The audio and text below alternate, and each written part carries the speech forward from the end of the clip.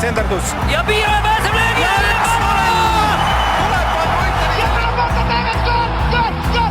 Lõpuvilega saab jalgpallis otsa higivalamine ja algab 3. poolaeg.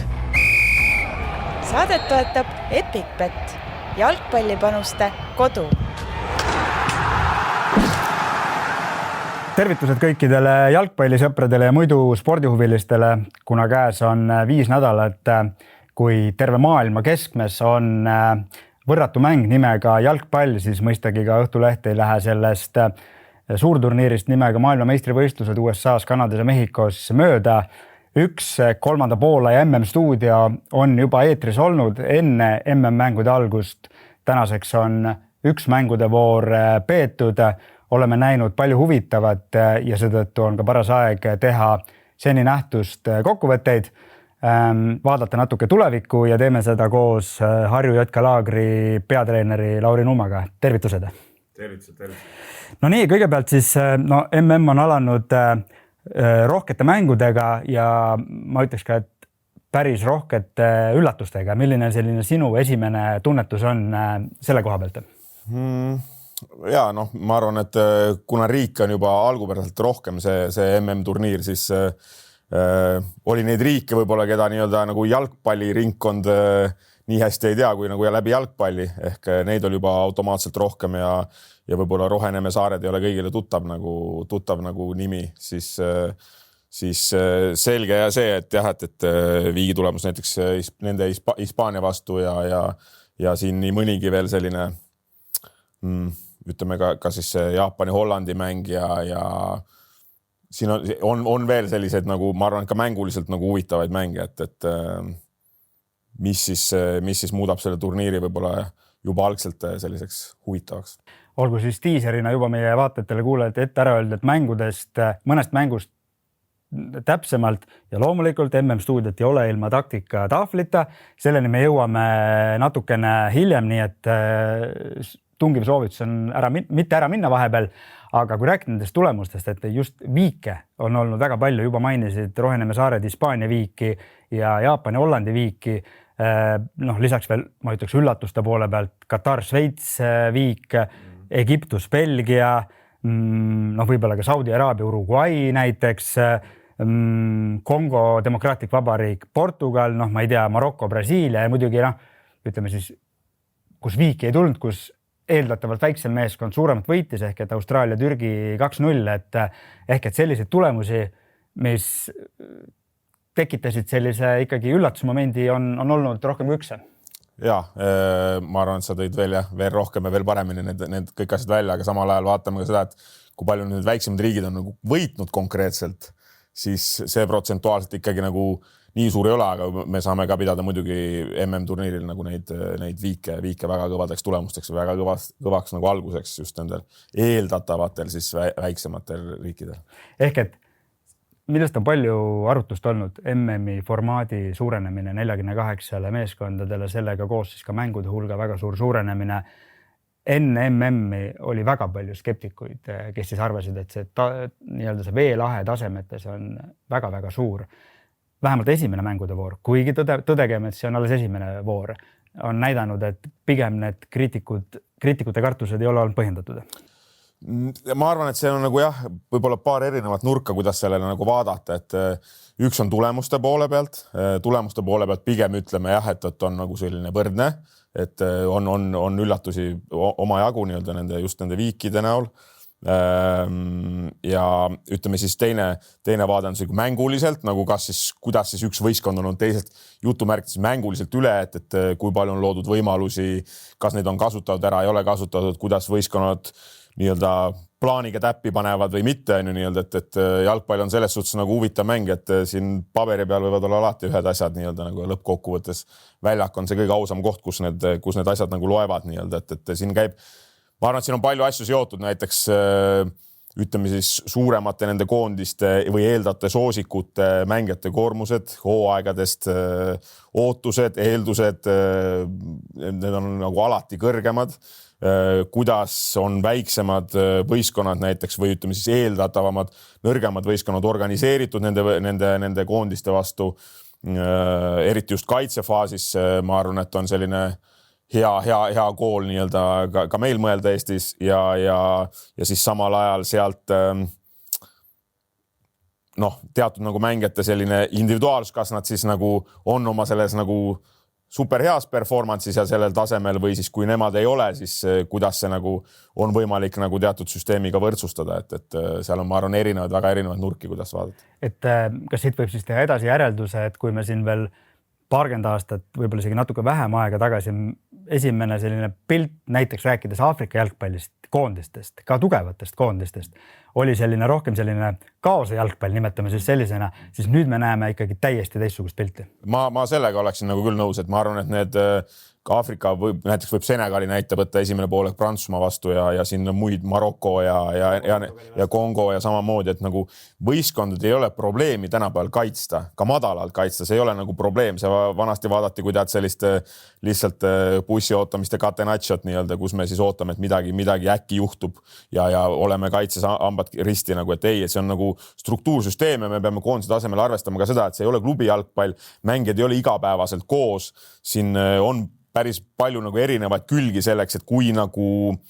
seotud see võistkond omavahel on koos selle plaani ja selle struktuuriga, et kaitsestruktuuri ikkagi on pigem lihtsam organiseerida, kui see nagu ründestruktuuri või mustreid või muid käitumismalle sinna kujundada ja kaitses neid tsoone katta ja teha ühiselt sellist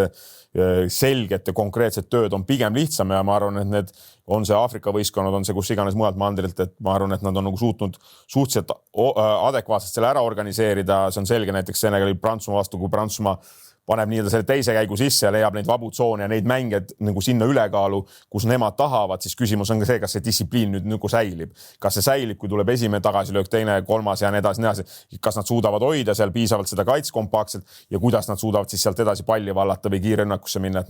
et tekitada endale seda pausi nii-öelda nagu, et olla ka samal ajal nagu ise ohtlikud, aga vastuseks sellele, et tendents on kindlasti, et kõik kaitses on nagu suhteliselt hästi organiseeritud, ikkagi distsiplineeritud ja saadaks aru nagu, et erinevat moodi on võimalik edu saada, mitte ainult pikema palliga ette minnes, mitte ainult lühiksega tulles, väga palju erinevad variante on mängu sees ja mängu dünaamika sees. Kuidas sa treenerina üldse näed seda nii siis laiemalt maailmas kui ka võib-olla siis Eesti kontekstis, et jalgpalli suhtes arutatakse üsna sageli, et mis on siis see suurem relv, kas see nii-öelda siis meeskondlik läbimõeldud kaitsemäng või siis individuaalne meisterlikkus, näiteks võib-olla siis just selle sinu poolt välja toodud Prantsusmaa Senegali mängu taustal on see nagu hea arutluspunkt, kus siis esimesel poolajal see Senegali meeskondlik ja lihvitud kaitsemäng toimis, aga teisel poolajal neil lihtsalt selle individuaalse briljantsuse vastu enam relve ja võib-olla ka jõudu ei jätkunud. Ja seal on jällegi ma ütleksin niimoodi, et nagu kas nagu mulle meeldib või mitte ei meeldi nii-öelda, siin saate kontekst küll nagu see lõppkokkuvõttes ei ole tähtis, nagu tähtis on, et mis on nagu efektiivne mängus teha, et ma arvan, et see nagu Senegali selline kaitsekompaktsus nagu ja selline nagu plaani nagu jälgimine, ka neil oli nagu suhteliselt selge plaan, mitte palli kaotada, aga kohe pärast palli võitmist on ju, nad üritasid nagu suhteliselt palju palli säilitada, alustada tagant, nad ei läinud niisama lihtsalt pikkade söötude peale nii-öelda ja tegelikult neil on ka piisavalt mängijate kvaliteet, et nagu saada hakkama nagu ka Prantsusmaa pressi ja kõikide muude asjadega. Ehk siis nagu küsimus on nüüd selles mängu dünaamiks, et kuidas seda rohkem käigus hoida, aga kui ma võrdlen nagu meeskond versus individuaalid, selge on see, et mängijad on ju nagu moodustavad meeskonna, on ju. Mind huvitab nagu jalgpalli sellepärast, et see on meeskonnasport nagu. Ehk siis sinna sisse on vaja nagu leida mängijatele õiged rollid, kui me räägime Prantsusmaast või on siin mis iganes Brasiilia ja nii edasi, et nagu seal on selge see, et teatud mängijad on vaja saada teatud aladesse, teatud tsoonidesse, teatud momendil sinna palliga nii-öelda ja seal hakkab asju juhtuma, nii et see on selge nagu, et seal on teatud liikumised ja teatud meisterlikkus võib-olla, mida mingil muul võistkonnal on vaja luua natukene nagu lisatööga ja üritada kollektiivselt lahendada see probleem ja on võimalik see teha üksi võib-olla 3 mängija vastu, et see nagu kindlasti annab nagu treenerile nagu rohkem nagu valikuid, ütleme siis nii, aga samal ajal ka on see teistpidi, et kui see ei tööta, et kui me võtame näiteks Senegal ja Prantsusmaa esimene poolaeg, siis me praktiliselt oli see, et ei näegi mängus. Ehk siis kui see ei tööta, siis on selle teistpidi probleem, et kui neil on lõpuks vaja kaitsta piisavalt palju ja nii edasi, et see nagu jalgpall käib nagu mõlemat pidi, et kui oleks seal õnnestunud näiteks alguses veel rohkem Senegali seal ära karistada midagi või mõned standardolukorrad, siis me ei tea, kumba pidi see oleks läinud ja kuidas see muudab seda mängijate seda emotsionaalsust, et ma arvan, et see teise poole see esitus näitab nagu tegelikult Prantsusmaa nagu ütleme siis võistkonnaga võib-olla nagu sellist võitja mentaliteedi nagu küpsust nii-öelda, mitte ainult nagu taktikalist. Kui palju sinu arvates või siis eemalt vaadates tunnetuse põhjal on siis see nüüd minu määratlus FIFA kaasa aidanud nendele väiksematele riikidele sellega, et see nüüd palju räägitud joogipaus, mida küll mina nimetaksin reklaamipausiks, mitte siis joogipausiks, on toodud, et siin on juba kõlanud väga levinud arvamused, et see ikkagi sellisele eeldatavalt nõrgemale kaitsvale meeskonnale annab, eriti sellistes oludes, annab ikkagi päris tuntava eelise võrreldes varasemaga. Kas see on abikäsi? Ütleme, raske on veel nagu panna paika pidavaid järeldusi lõppkokkuvõttes, kui me läheme nagu turniiri nagu faasidega edasi ja näeme lõpuks, mis võistkonnad siit edasi pääsevad ja kuidas seda kasutatakse ja kas neid sellist nagu mängustiile jätkatakse samamoodi, et ma ütlen, et pigem alati need pausid, eriti kui me räägime seisust, mis on nagu selline võrdne, tavaliselt on siis ütleme esimene poole ajal tihti see seis on ikkagi sihuke 1-1, 0-0, väga tihti 0-0, et ühe värane, pigem see nagu annab nagu selle pausi momendi sellele võistkonnale alati, kellel ei ole seda momentumit nagu, ehk siis nagu see mäng on ka võib-olla natukene erinevad, et kui räägime Hispaania Roheneme saarte nagu sellest momentumist, siis oli selge, et Roheneme saared vajasid seda pausi selle momendil, et see esimesed siuke 23-4 minutit või 25 vastu pidada, siis saada hingetõmme paus, korra jälle võtta grupp kokku ja minna selle sama plaaniga edasi ja jätkata seda nagu järjepidevalt. Jah, et nagu see on nagu selge, et see nagu aitab neid. Nüüd on küsimus see, et nagu, et kas see nagu momentum on seal sees või mitte, et tihti nagu seda tehakse ju seda pausi siis nurgalöögi või mis iganes eelneval situatsioonil, et see sõltub nagu millise momentum, ütleme, pigem on ta väiksematel võistkonnal kasulikum, kui seda kasutaks ka nagu kasulikult ära, et üks asi on see, et nagu lihtsalt korra puhata nii-öelda, aga lõppkokkuvõttes sul 20 minutit pärast nagu turmtuli peale pannakse ja võib-olla see momentum sellel väiksemal võistkonnal ka kaob ära nii-öelda mõne mängija võib-olla mingi distsipliini või selguse tõttu, siis seda on võimalik nagu kasutada kindlasti hästi ja kindlasti nagu ütleme siis nii, et pigem ta nagu soosib neid nii-öelda eeldatavalt nagu nõrgemaid võistkondi. Aga ma räägin, see sõltub kontekstist, seisust, mäng on dünaamiline, see ei ole lihtsalt ühe pulgaga võtta. Kui me räägime siin, et eeldatavatel väiksematel on siiamaani hästi läinud, siis anname ikka asjale objektiivse pildi ka, et on ka nii suuri meeskondi kui suuri mängijaid, kes siis pikal turniiril ooteaega ei vaja, et siin ees on meil praegu suuremate väravaküttide tabel ja kõik need mängijad, keda siin näha on kõik absoluutsed superstaarid, maailma ekstraklassi väravakütid, kahtlemata ka see on alles algus. Muidugi Lionel Messist võiks teha siin eraldi saate, aga samamoodi kõikidest nendest teistest, aga see jällegi näitab seda, et nii nemad kui kõikide nende koondised on alustanud MM-i võimsalt. Ja ütleme nii, et suured turniirid on suurte mängijate nagu lava, et selles suhtes võib-olla siin ainuke eeldatav, kes on puudu, oli vigastuse tõttu küll ei alustanud, on Jamal, keda kõik ootavad nagu siia samasse tabeli nagu ülemisse otsa, aga okei, võime ka võib-olla Cristianost rääkida, aga las me jätame pärast eilset mängu selle sinna. Ehk siis see on selge nagu, et need mängijad, kes oskavad väravaid lüüa, siis need ütleme siis need võistkonnad aitavad neil seda nagu teha nii-öelda nagu ja nad suudavad seda vastutust enda peale võtta. See on selge nii-öelda, et vaatame nüüd, kuidas need asjad numbrid edasi lähevad, et ma arvan, nendest võib-olla siuke tugev korralik test oli Mbappele Prantsusmaaga, Senegali vastu tegelikult, mis ei olnud üldse lihtne mäng. Ei alahinnata teisi nii-öelda ja siis muidugi Harry Kane ja Inglismaa, Horvaatia kindlasti väga konkurentsivõimeline võistkond ja Inglismaa väga tugev esitus eile. Mina ikka ei suuda mitte vaimustuda jätkuvalt sellest Harry Kane'i, me räägime temast kui väravalööjast ja näitame siin ka tema 2 väravat, üks siis penaltist, üks mängust. Aga et ta on ikkagi midagi märksa enamat kui väravalööja. See, kuidas ta tuleb sügavale palli küsima, tegelikult on ta väravalööja mängujuht Inglismaa koondisel ja ka Müncheni Bayernis, et minu arust tõesti fenomenaalne ründaja. Ja, et see, ma arvan, et siin praktiliselt kõik need mängijad näitavad, et nagu ka heade mängijate ülesanne on nagu teisi mängijaid enda kõrval teha nagu paremaks, et jalgpalli on, ma ütlen, et kollektiivne sport ja meeskonna sport, et ma arvan, et kõik mängijad ka teevad väljakul oma meeskonnakaaslased paremaks ja võib-olla Harry Kane ja võib-olla isegi veel nagu lisaks siia rolli, et ma arvan, et tal on väga oluline lüli. Nüüd on küsimus see, et kui tuleb ka selline, ütleme siis nii, et temale vääriline vastane. Absoluutne ekstra klass, mitte Horvaatia oleks tugev vastane. Täpselt nii-öelda siis või leitakse see õigem võti, kuidas teda pressida või kui kaugele sinna nii-öelda pressingu minna, et kuidas see sidusus ja see mängu selline üldine dünaamika Inglismaa jaoks nagu hakkab minema, aga ma arvan, et eile oli selline päris veenev esitus korralik. Kui sa neid mänge vaatad, siis kas sa vaatad neid, olgu ta siis MM-mäng või mingite klubide meistrite liiga mängud või mis tahes siis rahvusvahelist jalgpalli, kas sa vaatad neid nagu treenerina, et ammutada mingeid uusi ideid, olla kursis sellega, mis tippjalgpallis toimub, midagi kolmandat lihtsalt kohvi või õlle kõrvale, kuidas sa vaatad neid mänge? Tahaks vaadata kõike nendes viisides, aga alati see läheb ikka ühte samasse viisi, et sa vaatad ikka kui treenerina, see praktiliselt on võimatu, et natuke seltskonnast sõltub, aga no praktiliselt võimatu on vaadata ikkagi selliselt nagu neutraalse või tavalise pilguga, et pigem kuna aeg on limiteeritud kõigil, siis on ka vaja valida mänge ja pigem sa vaatad nagu ikkagi teatud huvist juba midagi. Eks siin ikka erinevad viise on, et kui tahta tõesti sügavuti vaadata, siis peab vaatama pigem üksi või ütleme, tänapäeval on ju kõik võimalused, et need uuesti vaadata või siis või olla siis teatud nagu selles kerida neid uuesti läbi nii-öelda, aga vahest on vaja ka koos lastega vaadata, et teha arusaadavamaks seda jalgpalli. Kahtlemata, aga et võib olla täitsa mingisuguseid detailikesi, nüansse, kus sa saad ise mingeid mõtteid, mida siis oma meeskonna mängus,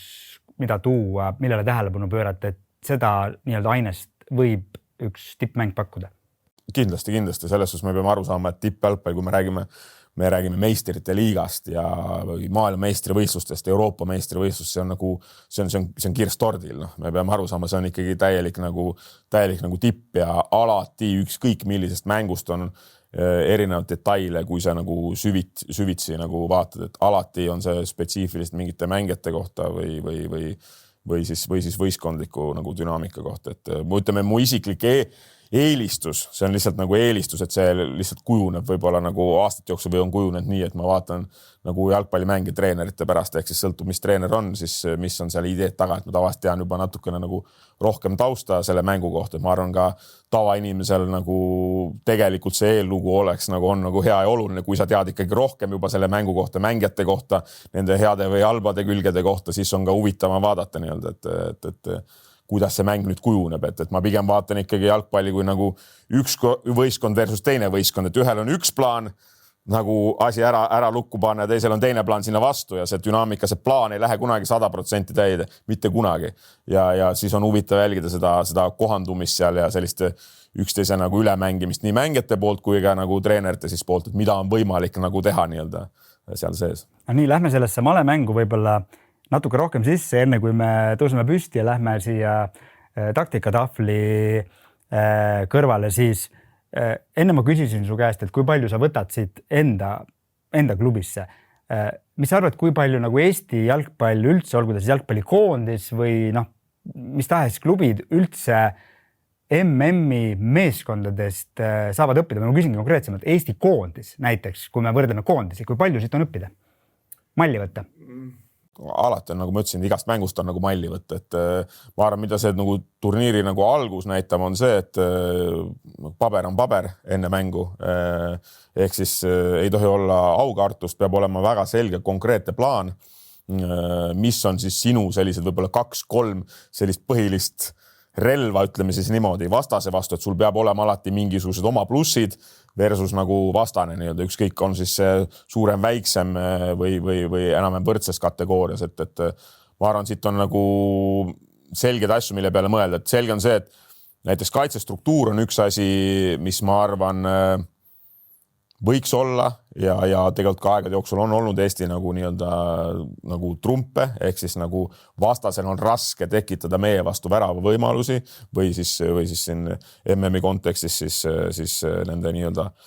väiksemate võistkondade vastu, et raske on tekitada värava võimalusi nende vastu. Ma arvan, et teatud määral palli on vaja mängus, ehk siis terve aeg lihtsalt meetrit panna, jooksutossud jalas, ei jaksa keegi lõppkokkuvõttes, mingi moment on seal nii palju neid momente juba, et kus võib midagi juhtuda, et seal on vaja teatud määral nagu palli. Aga ma arvan, selle kaitsetöö ja selle pressingu ja selle kõrgusega saab nagu palju mängida, et ma arvan, et siin on nagu ka meil võib-olla nagu Eesti kontekst õppida, et kui me võtame nagu näiteks meie enda nagu klubi peale, siis selline madalam pressing ja sealt tuleme nagu kõrgele ja piisavalt suutlikkus olla ka kõrges pressis, mis on tegelikult füüsiliselt nagu nõudlik ja mida me tegelikult MM-il ei ole väga palju näinud, väga intensiivselt kõrget pressingut, siis nende balanss peab ka olema, sellepärast see tähendab seda, et kui sa palli võidad ka vastase poole peal, sa oled nagu lähemal tekitada ka ise võimalused lõppkokkuvõttes, võidab see võistkond, kes lööb nagu ühe värava rohkem kui vastane, et ma arvan, et siin on nagu Eesti koondisel võtta, kas ma nüüd nagu doktor siin nagu räägin, kuidas on vaja ravida, aga lihtsalt nagu ütleme, on selge see, et kui kaitse on organiseeritud, struktuur on paigas, siis peab olema nagu mängijate nagu sellised selged ülesanded, et kuidas me saame ka olla kõrgemal, et me suudaksime ka piisavalt kõrgel olla võistkonnana, võita palli natukene kõrgemal sektorites ja me peame suutma nagu omada ka piisavalt nagu rahus pärast seda, kui me oleme need meetrid ära teinud ilma pallita, et me suudame nagu ka organiseeritult rünnata, mitte kohe seda palli nagu kiiresti ära kaotada, et me peame suutma nagu luua nagu avatud mängus võimalusi või siis tekitada neid nii-öelda standardolukordi rohkem ja rohkem mängu, et ma arvan, see on võib-olla selline paralleel. No, lähme vaatame selle teooria peale siis nii-öelda natukene joonise peal, pool praktikat. Sa oled meile siia ette mananud nii-öelda miksi kahest mängust. Räägi meile kõigepealt, mis sa siia tahvli peale pannud oled? Esimene mäng on siis, või ütleme siis esimene selline nuppude asetus on sellega, et kollane on siis Hollandi koondis versus punane Jaapan madalamas siis kaitseblokis. Ühendame selle võib-olla ära ka siis selle järgmise Hispaania ja Roheneme saarte mänguga, et ütleme, näidata võib-olla lihtsalt korra ära, et miks selline tsoonirünnak tsooni kaitse vastu on kohati hädas, ka see MM hetkel näitab ja klubi jalgpallis tegelikult ka on teatud trende, mis lähevad sinna poole, et Holland alustas siis sellise suhteliselt kitsa, kutsutakse ka narrow four, ehk siis kitsa 4 liiniga, ehk siis esimeses faasis need mõlemad äärekaitsed on suhteliselt madalal, ääreründajad on mõlemad üleval ja laiali, üks number 6 De Jong, 2 nii-öelda siis taskutes olevat mängijat ja 1 ründaja, kes oli Malen siis alguse sees, kes nüüd on ka kriitikat natukene saanud juba rohkem, et kuidas sa mida ja kas talle sobib see positsioon ja nii edasi. Ehk siis see algasetus, mida siin Jaapan nagu vastu pani, et kui me räägime, me oleme sellel kõrguse peal ja madalamal ja siin juba oma kasti lähedal, siis Jaapan oli 5 liiniga, 2 kontrollivat keskpoolkaitsjat, 2 nii-öelda ääremängijat, 1 tipuründaja, ehk siis 5-4-1 selline klassikaline vastu. See oli nagu selline, ütleme nii, et Holland pidi hakkama nagu seda lahti muukima nii-öelda nagu. Ehk et vabandust segan vahele, aga eriti Jaapan keskendus ilma pallita mängus väga selgelt sellele, et kesktsoon oleks nii-öelda turvatud, et Holland ei pääseks pigem siit tulema. Jah, ütleme nii, et nagu kui me võtame selline Hollandi selline suhteliselt nagu tegelikult ju klassikal 4-3-3, lihtsalt need äärekaitsed liikusid hiljem ka üles, Jaapani 5-4-1 ja Jaapan tegelikult ka ütleme siis natuke kõrgemal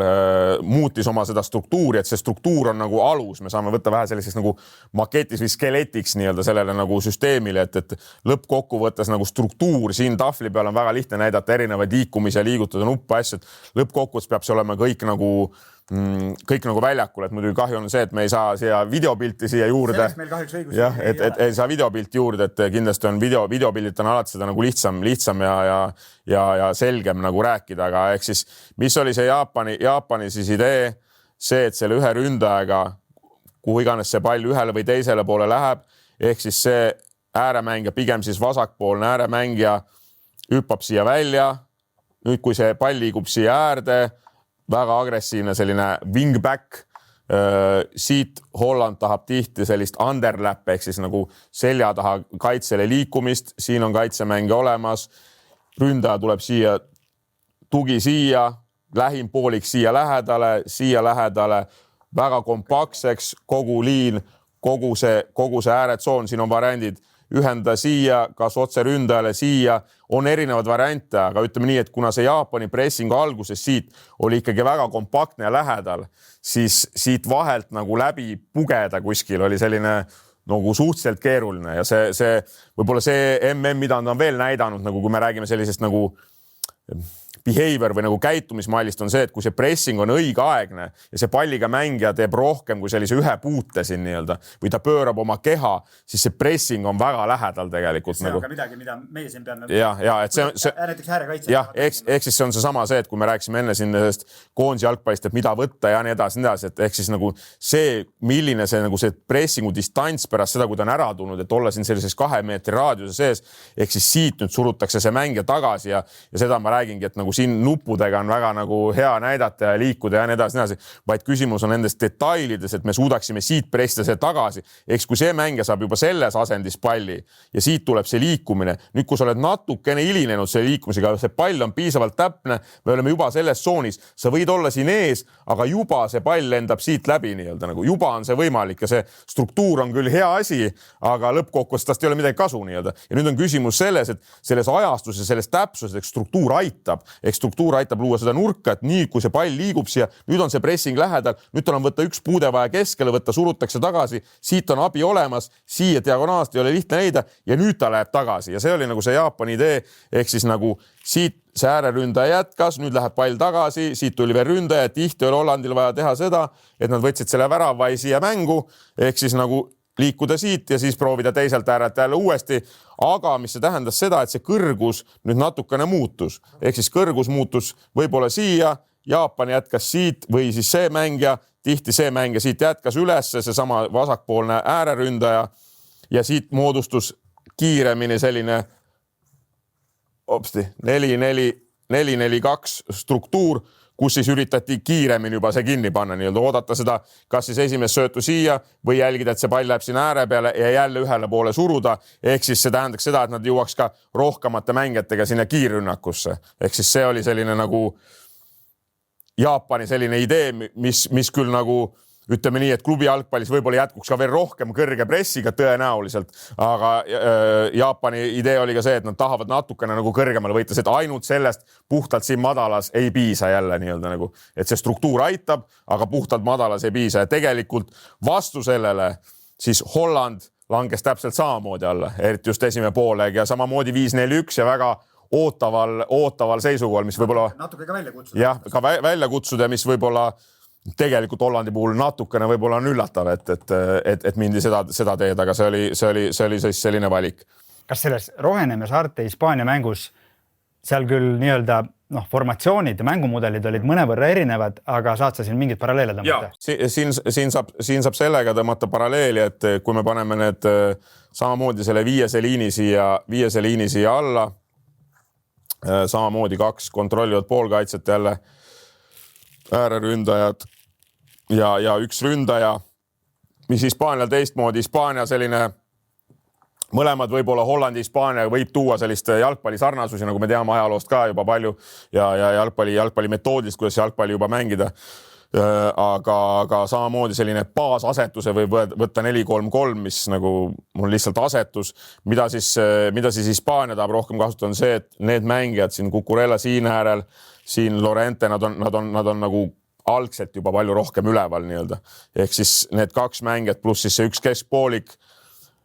Rodri siia või Pedri siia alla, ründaja siia. Ehk siis need mängijad siin on rohkem liikuvamad keskel, siin on vaja leida väikseid kombinatsioone, siin on samamoodi nendes siukses half space'ides, spoorruumides need mängijad olemas, aga need mängijad on nagu oluliselt nagu kõrgemal. Ehk siis tähendab seda, et kui need mängijad nüüd keegi siit otsustab välja tulla, siis tähendab seda, et kuskil siin on ikkagi suhteliselt palju ruumi. Mis see tähendas, oli see, et Roheneeme saared olid ikkagi võib-olla nõksa veel madalamal kui Jaapan nii-öelda. Ja siin oli nagu raskem neil leida nagu seda ruumi, siit seda pressingu distantsi minna ja siin ründajal see on ikkagi väga ropp töö nagu jooksu distantsi mõttes, et ja samamoodi siin leida ajastust, et millal tulla välja, et ehk siis Hispaania võib rahulikult ka mängida selle mängija nii-öelda meelitada neid välja ja kui me tuleme valel momendil välja, me jookseme siin jälle natukene tühja ja tähendab see, et me leiame siit kuskilt selle ülekaalu siit ääre pealt üles. Aga pigem oli see nagu ääre pealt mängimine või siis sellised väiksed kombinatsioonid siit vahelt, mis tegelikult Roheneme saartele sobis. Nad olid jälle pallile suhteliselt agressiivsed, kui see pall oli siin sellises meeste summas või sellises keskmises sektoris või siis täitsa ääre peal kinni ja siit on võimalik nii-öelda nüüd siis sellesse kiiresse üleminekusse minna. Mida nad tegid, nad said ka jooksma paar korda, aga ütleme nii, et pärast neid meetreid nendesse äärte koridors distants, et see pall säiliks ja saaks selle organiseeritud rünnaku, et see oli võib-olla natukene sellist on ka nagu teatud klassivahe näiteks võrreldes Jaapani üldse palli valdamise ja muude asjadega ja nende mängijate, kes on ees, et siin see rahulikkus näiteks neil pigem puudus, et nagu nad tahtsid kiiresti selle lõpetada ja rahvas seal elas neile kaasa, kui nad seal võimalusi said, et see võib-olla nagu psühholoogiliselt mõjus nüüd nagu see sinna palju, pluss siis see boksi kaitsmine, ma arvan, oli selle Roheneme saarte mängus selline ka võtmeküsimuse väravahil oli ka, nagu me teame, päris suur roll, et kes toetas seal võistkonda erinevate asjadega, et siin see oleks nagu paralleel võib-olla selle viiese ja selle kogu selle liini selle kompaktsusega ja see nagu ütleme siis erinevus oli sellest, et kuidas nüüd see pressing jätkub ja kuidas see siis dünaamika nagu mängu käigus muutus, et Hispaania Roheneme saared kogu mäng oli ikkagi praktiliselt nagu samas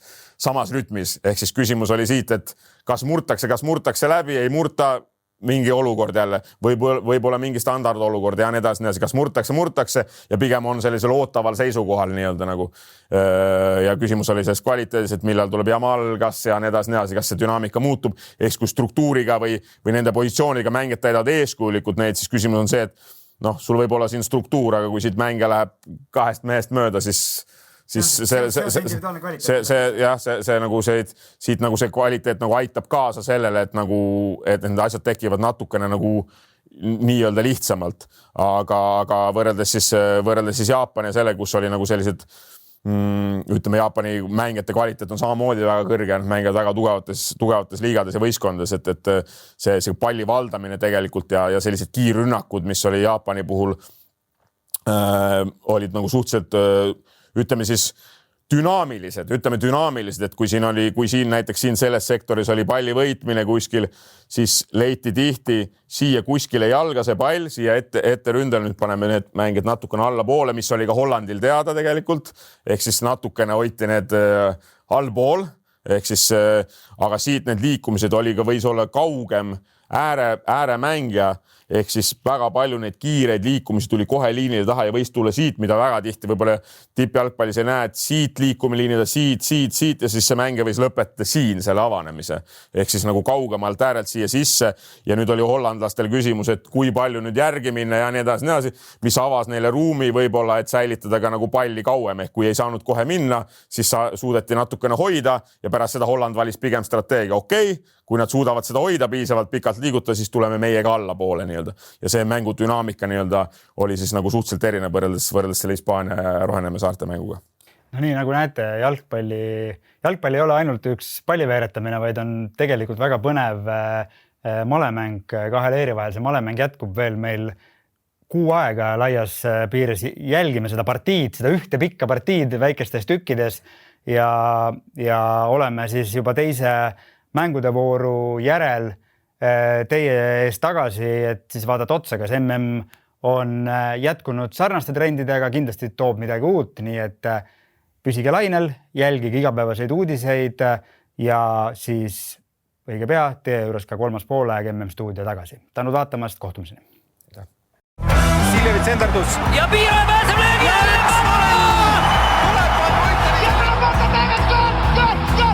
Lõpuvilega saab jalgpallis otsa higivalamine ja algab 3. poolaeg. Saadet toetab EpicBet, jalgpallipanuste kodu.